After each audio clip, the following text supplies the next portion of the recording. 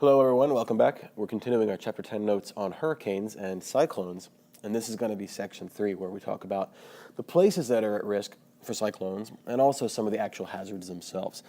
So in North America, cyclones, that is, especially hurricanes themselves, full-blown cyclones, are probably the most serious threat. They cover the widest area. They release a tremendous amount of energy and can affect probably the most amount of people as any other kind of natural hazard. We're going to look at a couple maps as to where hurricane threats are the highest, but I'll just give you a couple places for the time being.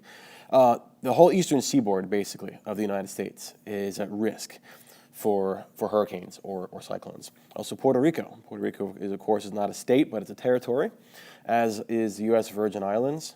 And we have some territories in the Pacific Ocean as well, like Guam, for example, and American Samoa. Those are all territories of the United States. So they're not actual states, so they can't vote, I think, but technically it's like it's American soil. One thing that's interesting is you think of a state that would be most susceptible to hurricanes, you might say Hawaii. That's actually not the case. Hurricanes tend to avoid Hawaii for reasons that we'll talk about a little bit later. The short version is that Hawaii is about as close to the equator as any U.S. state is, and hurricanes tend to stay away from the equator. They move away from it towards the poles. One interesting thing about Hawaii, I'll tell you this little story and then we'll move on. There was one hurricane that hit it back in 1992. 1992, it was Hurricane Iniki, I-N-I-K-I, all right? Struck Hawaii dead on, and actually it was one of the last islands of the Hawaiian chain called Kauai, so K-A-U-A-I. And again, they still talk about Hurricane Iniki over 20 years ago, because it was still one of the main hurricanes that hit it. Well, one thing that was interesting about it, maybe not interesting, but a little bit odd, is back at that time they had a thriving chicken population. They had hundreds of thousands of chickens, and that was one of their industries. And so when Hurricane Iniki rolled through, it destroyed a lot of the structures that contained the chickens, and so hundreds of thousands of chickens were released into the environment, and they're still there today. So you can go to the island of Kauai and see chickens running around in the woods and climbing trees, and it's just kind of one of the natural pieces of wildlife now, so it's kind of interesting. So, but aside from that, Hawaii really does not get many hurricanes. Baja California, we're going to look at where that is. That is the peninsula that sticks down below California. Where's my map right here? Here we go. Okay, so right here is Baja California. It's technically not part of California, but it's actually part of Mexico, but it's called Baja California, this peninsula. But numerous hurricanes and cyclones hit that area as well. So these are all areas that are at risk for hurricanes in North America. All right. So here's a map of kind of our southeast. We see how Florida is right kind of in, oops, I didn't mean to move that around. Florida is right in the crosshairs right there, but also northern Florida, Georgia, South Carolina, and North Carolina are one of the highest risks. Of course, here we live in Pennsylvania, and we have a moderate risk for hurricanes, and we get kind of grazed by hurricanes every now and then, but very rarely do we get hit dead on with hurricanes. One exception, of course, was Superstorm Sandy that hit New York, but for the most part, the light blue states right here just kind of get sort of secondary effects of hurricanes. Here's another metric that may kind of shed more light on this. Each one of these sections right here is a different little, not really a quadrant, but a section of coastline, and there is a certain amount of risk that is calculated, that is to what the percent is over the course of any one year that you're going to be hit with either hurricane speed winds or very high hurricane speed winds right here. So 120 to 200 kilometers per hour, or over 200 kilometers per hour. In these brackets right here are the likelihood that you're going to get hit. So look at Louisiana right down here. I mean, 13%, that's more than a 1 in 10% chance of you living along that section of coastline and getting hit with hurricane force winds. Southern Florida, All right, and this right in here. After all, the football team, well, the Miami University, all their teams are called the Hurricanes, right? There's a reason for that. They get a lot of hurricanes. Here we are in Pennsylvania, and actually there's this little area right here where it appears that there's no risk, or less than 1 degree risk right here, or less than 1% risk for any kind of hurricane. But the darker orange ones are for very, very powerful hurricane possibilities. And so, of course, there's less of those. But this tells you where your risk is if you were to live anywhere along the eastern seaboard. Okay, so as they move across the Atlantic and head towards our continent, there's three main tracks that they can take. And I'm going to sort of illustrate this in just a second. But first of all, let me just list them right here. They go, towards the east. In fact, all hurricanes move towards the east, across the Atlantic, from the east towards the west, but towards the east coast of Florida. And sometimes they pass over the Caribbean. All right. So what that means is they just kind of scrape Florida and then they move northwards. So kind of like this. All right. So they move across the Atlantic Ocean from the east. So this is track one, and they might scrape Florida and go up the east coast like that. So that's track one right there. All right. I'm going to change colors. What track can they take? They can move from the east towards the west, over Cuba and into the Gulf of Mexico to stripe the Gulf Coast. And one great example of that, of course, is Hurricane Katrina, right? So Hurricane Katrina came across the Atlantic Ocean, went over Cuba right there, and then came up into the Gulf. And so that's track two, and that's basically exactly the path that Katrina took. All right, and it could hit anywhere in the Gulf right here. It doesn't have to hit Louisiana, but it could hit anywhere in that area. And thirdly, they take, well, they can. Actually, I kind of drew the first one like this third one. I should have drawn it a little bit differently. They can move into the Caribbean and then kind of northeastwards, kind of going up the east coast. So we've gotten hurricanes, that is us in Pennsylvania, we've gotten hurricanes before that have taken this kind of track, right? And so the first one, the blue one, I should have had come a little further out here into the Atlantic Ocean, but generally they come through here and then they go kind of over Cuba and then take this path where they kind of rise up the east coast, and so that's track three right there. All right, so the first one should have been a little bit more out into the Atlantic Ocean, but this is actually one of the diagrams that came with it. So number one, these don't affect us very much. Two, these affect the Gulf Coast. And number three, the third one that I drew, kind of the hurricanes scrape the eastern seaboard right there. So I want to go over a couple of areas that are active with hurricanes. And actually one that really is not very active at all. And then I want to show you kind of some of the tracks of hurricanes over the years. And then I'm going to show you about a 2-minute long time lapse of the 2010 hurricane season. And you're going to see a bunch of patterns of where hurricanes tend to track. All right, so first of all, where can we find a lot of hurricanes? Well, even more than the ones that hit our Atlantic eastern seaboard, the Northwest Pacific is pretty active. Now, this isn't the Northwest Pacific like our Pacific Northwest, like Washington State and Oregon, but I mean actually the Northwest Pacific Ocean. This right here. Okay, so here's the Pacific Ocean, and here's our Northwest Pacific, and so all these storms that strike the eastern coast of Asia, so that's Southeast China and Japan and Korea, they're actually not called hurricanes at all, right? They're called typhoons. But whatever you call them, that area of the world is the most active. Okay? Well, what else? What else is very active with hurricanes? The Indian Ocean. I'll make this a different color. I'll make this green. The Indian Ocean also very active, especially because I think I showed you in a slide in a previous section that this part of the Pacific Ocean, right next to the Indian Ocean, is very, very warm. A lot of warm water, and so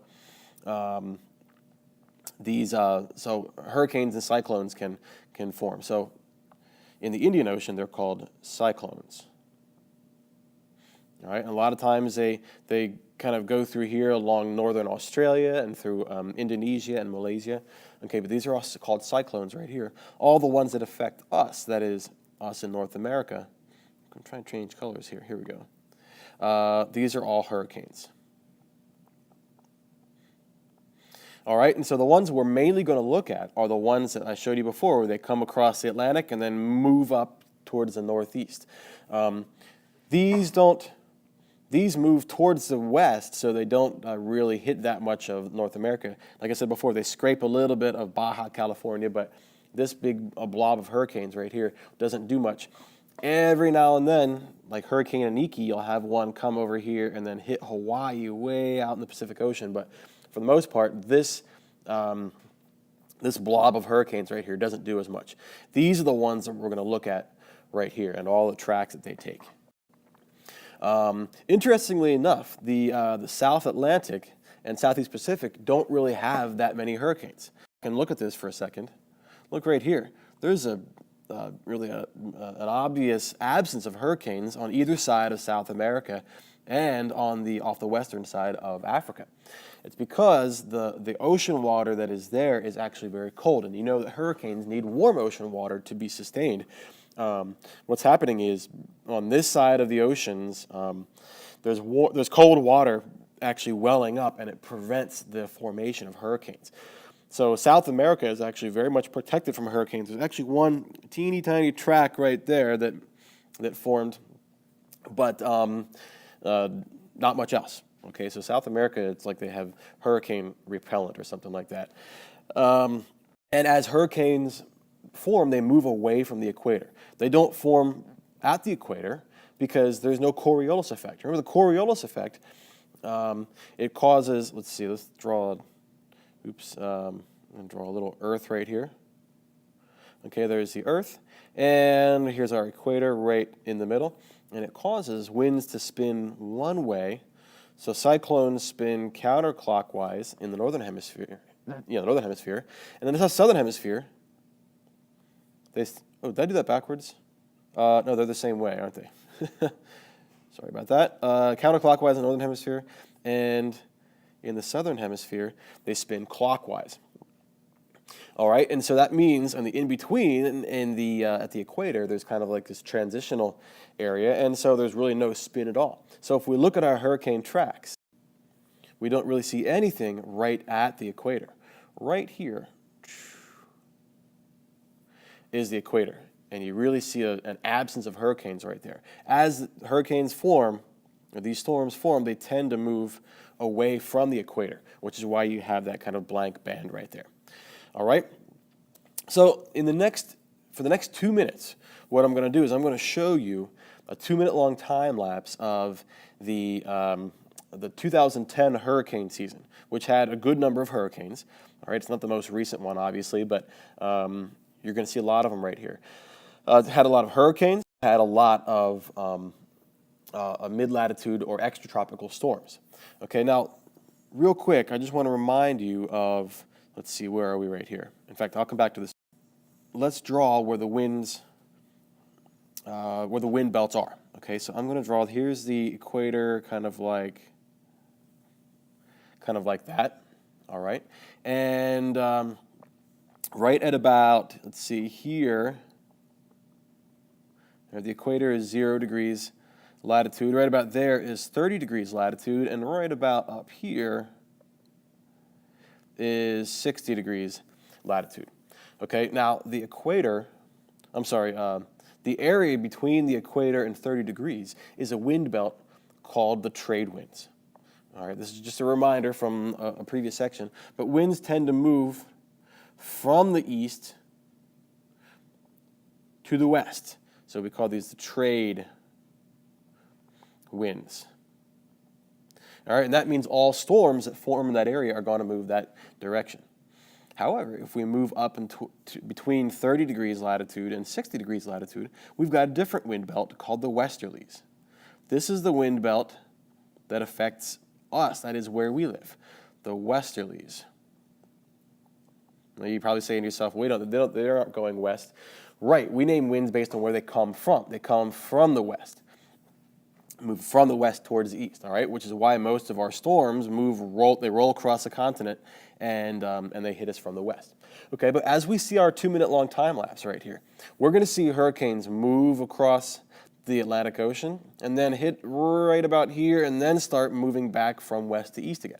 All right, so look for that. You're going to see the trade winds. Okay, sorry about that. Something came in on over the announcements. You have the trade winds. And then you have the westerlies right here. So look for those imaginary lines as we see our time lapse. All right? Okay, so here's the 2010 complete hurricane season starting on June 1st.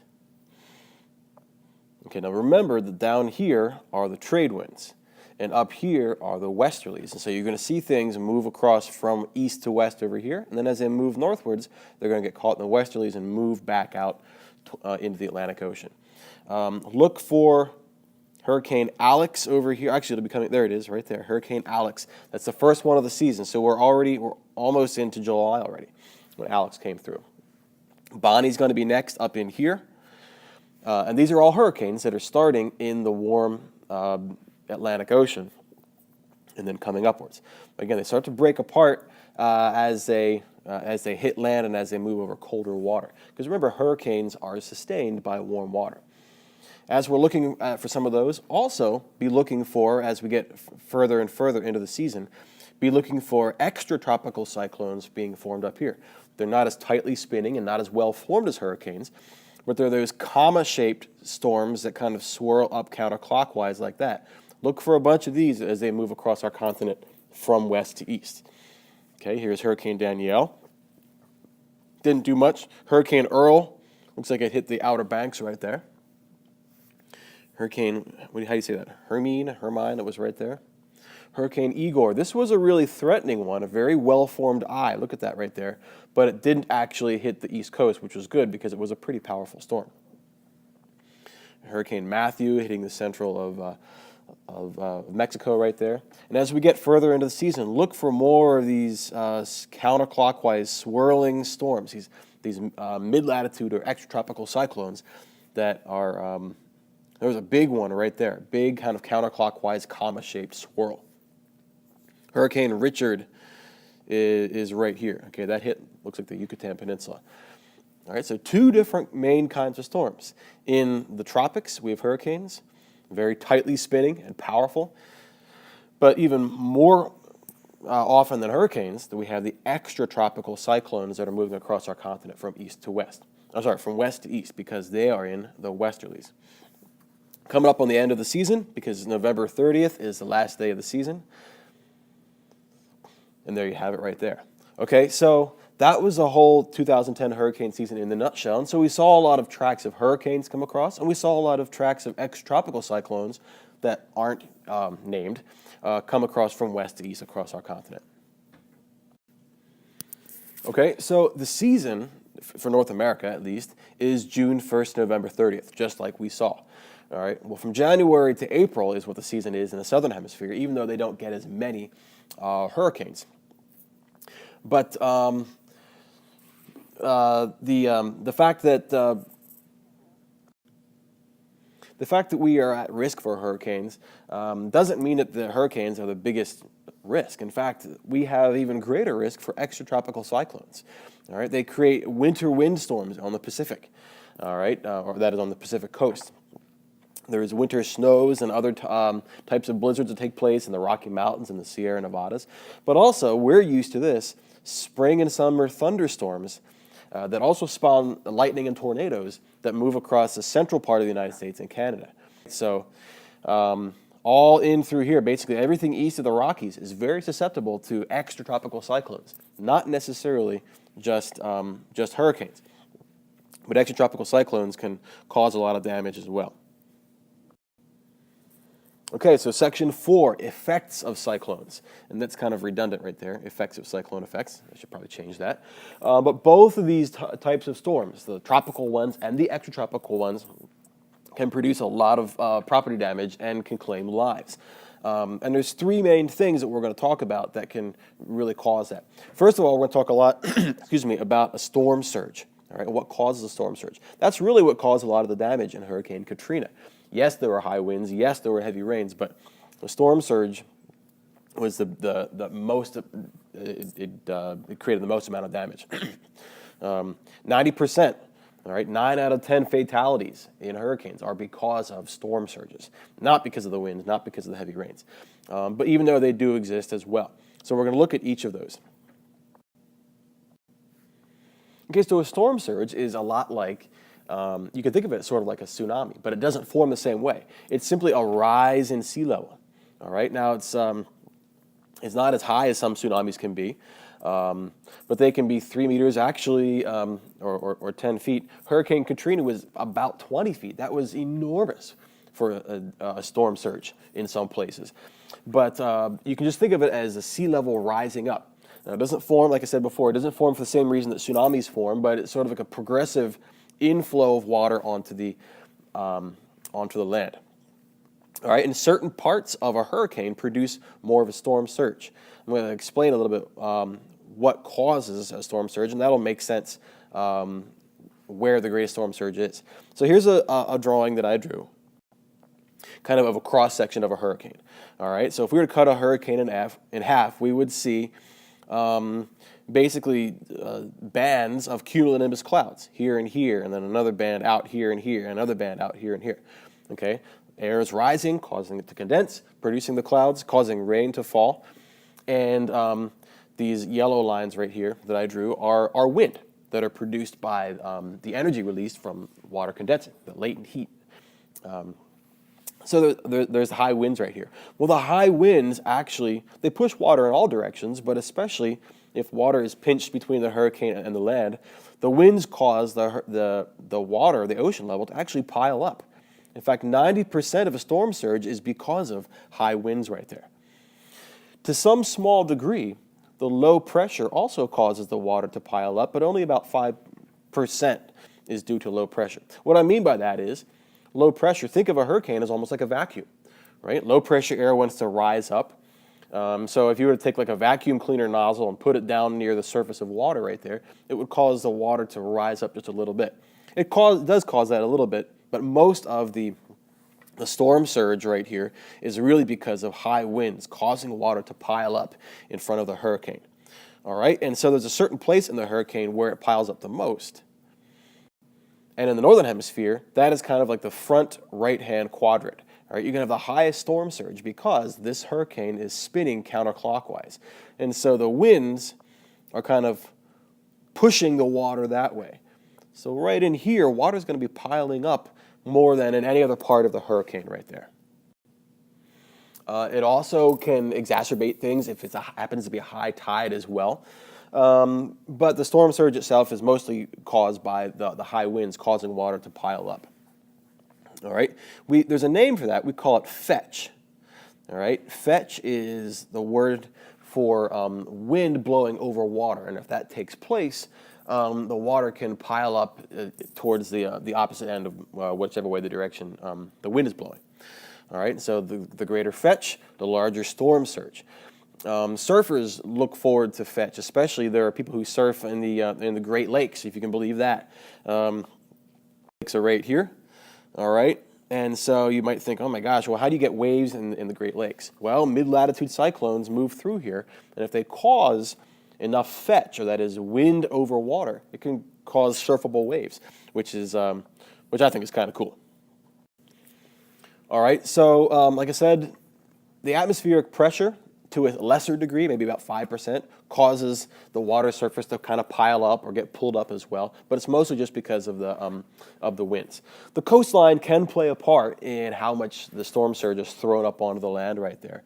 But as the storm gets closer and closer to land, the storm surge rises up and up and up and up and up. And so you have this big, let me go back to my drawing right here, this big dome of water that has nowhere else to go but just to be thrown up onto the land when it actually makes landfall.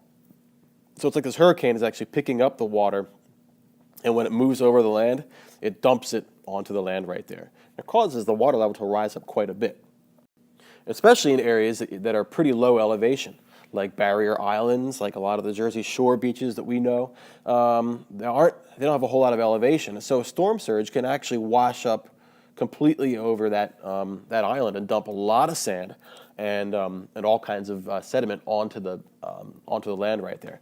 This, of course, is not from New Jersey. This is in the Gulf, and this right here used to be an oil rig that was afloat out in probably in the middle of the Gulf that broke loose because of the hurricane and is now resting just offshore right there. Oil rigs actually are not anchored to the bottom, but they float. Well, they are anchored to the bottom because of cables, but they aren't actually sitting on the bottom. They float. So if the cables break, you got your oil rigs that can be drifted wherever.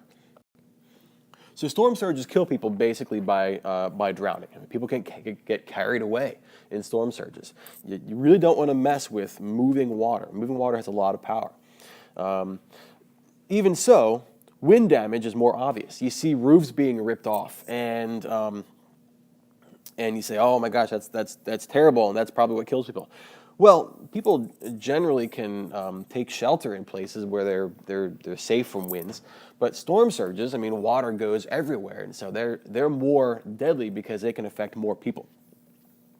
Even so, we're looking at high winds right now. So the high winds are really what determine the power of a hurricane, and there's a scale that ranks them called the Saffir-Simpson scale. All right, and it really just ranks hurricanes based on how powerful the winds are, from Category 1 all the way up to Category 5. Sometimes hurricanes can become extratropical cyclones, very rarely. I mentioned before you got the perfect storm back, well, they called it by that back in the 90s, and then Superstorm Sandy was one of those that transitioned, so a hurricane became an extratropical cyclone. But you need very, very specific conditions, and it doesn't always happen. But interestingly enough, it's not hurricanes that produce the highest winds, because after all, it's extratropical cyclones, or mid-latitude cyclones, that produce tornadoes. We know tornadoes have the highest wind speeds of any meteorological phenomenon. So it's really extratropical cyclones that can create the highest winds of all. Tornadoes don't really happen out at sea. They tend to happen in our Midwest, and so that's where you can have some of the highest winds. Even so, even without a tornado, this is the kind of damage that you can see from a hurricane. All right, you still have some houses somewhat standing. Not everything is pulled away, as you might see in tornadoes, where the whole ground is wiped clean. But there's not much standing that is really usable, and so it'll probably all have to be demolished anyway. Well, hurricanes also produce quite a bit of rain. All right, and so the average hurricane produces 1 trillion gallons of water each day. Inland flooding is a problem, especially in areas that have a lot of relief, that is, a lot of hills and valleys, because the flooding can congregate in one area. And the flooding is really a function of a couple different things. How fast does the storm move? Is it a slow-moving storm? You're likely to have more flooding. All right, I mentioned just a second ago how elevation.